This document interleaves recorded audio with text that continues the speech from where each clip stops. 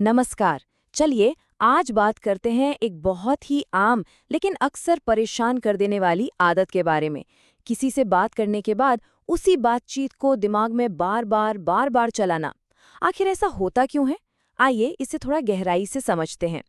सोचिए, बातचीत तो खत्म हो चुकी है, सब लोग चले गए हैं, लेकिन हमारे दिमाग में वो बातचीत तो अभी बस शुरू ही हुई है। हर एक शब्द, हर एक्सप्रेशन, हर चुप्पी का पोस्टमार्टम शुरू हो जाता है। अक्सर ऐसा होता है ना, किसी से बात करने के बाद वही सब बातें दिमाग में एक लूप पर चलने लगती हैं, एक ऐसे चक्र की तरह जिससे बाहर निकलना बड़ा मुश्किल लगता है। अगर हाँ, तो इस एहसास को समझने के लिए आप बिल्कुल सही जगह पर हैं। तो चलिए इस लूप के पीछे की साइकोलॉजी को समझते हैं। ये कोई अनोखी बात नहीं है, बल्कि एक बहुत ही कॉमन मेंटल प्रोसेस है जो हम में से कई लोग महसूस करते हैं।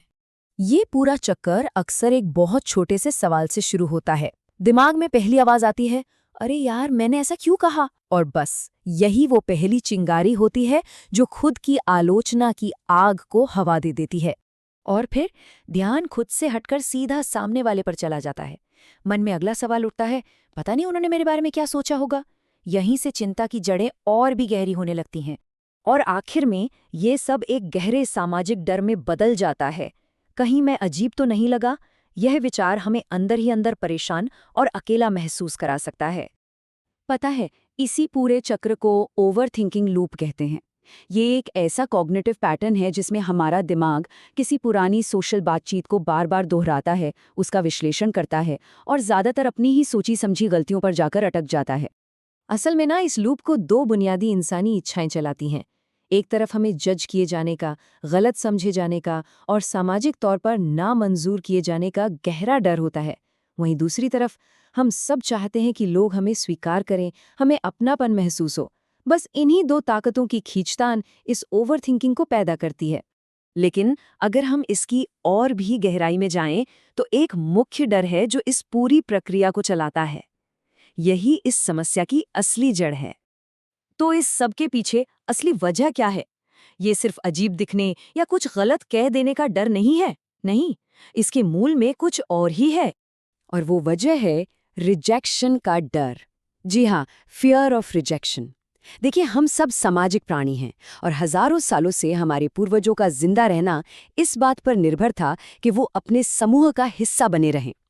इसीलिए समूह से निकाले जाने या अस्वीकार किए जाने का डर हमारे डीएनए में बहुत गहराई तक बसा हुआ है। पर अच्छी खबर ये है कि हम इस लूप को तोड़ सकते हैं।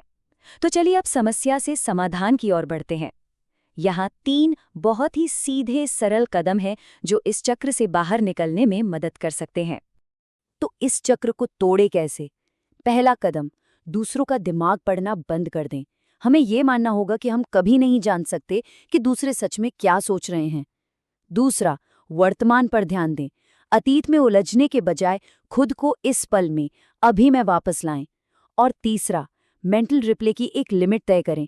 कॉन्शियसली ये फैसला करें कि अब इस बारे में और नहीं सोचना है। आखिर में असली समाधान किसी तकनीक में नहीं, बल्कि सोच में, एक माइंडसेट में बदलाव लाने में है। और ये बदलाव है अपूर्णता को, यानी इम्परफेक्शन को अपनाने का। याद रखें, हमारा लक्ष्य कभी भी परफेक्ट बातचीत करना नहीं होता, बल्कि जब बातचीत परफेक्ट ना हो तो खुद के प्रति थोड़ा नरम, थोड़ा दयालु होना होता है। सेल्फ कंपैशन यानी खुद के लिए करुणा, यही असली चाबी है। तो चलिए इस एक विचार के साथ आज की बातचीत को खत्म करते हैं। क्या हो अगर हमारा असली लक्ष्य परफेक्शन हो ही ना, बल्कि प्रेजेंस हो? मतलब हर बातचीत में पूरी तरह से मौजूद रहना, ना कि बाद में उसका विश्लेषण करना। सोचेगा जरूर।